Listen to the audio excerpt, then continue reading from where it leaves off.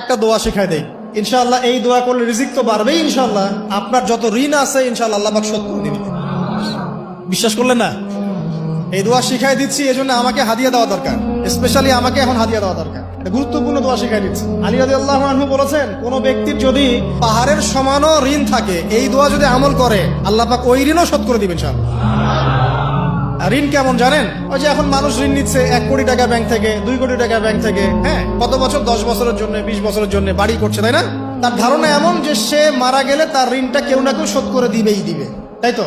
আর আল্লাহ রসুল কি বলছেন দেখেন, একজন মারা গেছেন, নবী সাল্লাল্লাহু আলাইহি ওয়াসাল্লামের সময় একজন মারা গেছেন। তো নবী করিম সাল্লাল্লাহু আলাইহি ওয়াসাল্লাম বলছেন, এই ব্যক্তির কি কোনো ঋণ আছে? একজন সাহাবী বলেন, হ্যাঁ ইয়া রাসূলুল্লাহ, তো ঋণ আছে। নবীজি বললেন, তোমরা ওর জানাজা পড়ো, আমাকে ডেকো না, তোমরা ওর জানাজা পড়ে নাও, আমি জানাজা পড়তে চাচ্ছি না। আমি এখন কেমন করে আপনাকে বুঝাবো ঋণ কত ভয়ঙ্কর জিনিস?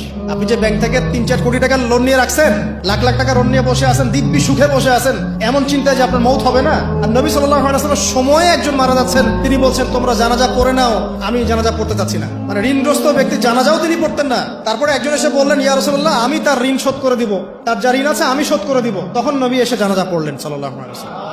তো আপনার এই কোটি কোটি টাকা ঋণ শোধ করার লোক তো রেডি আছে নাকি? আছে না?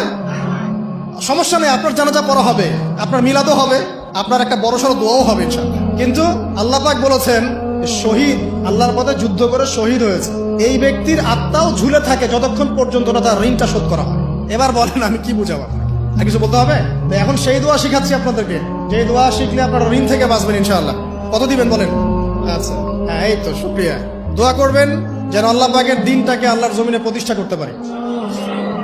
আমার সাথে বলেন, দোয়াটা হচ্ছে, আল্লাহুম্মা ইকফিনি বিহালালিকা আন হারামিকা ওয়া আগনিনি বিফদলিকা আম্মান সিওয়াকা।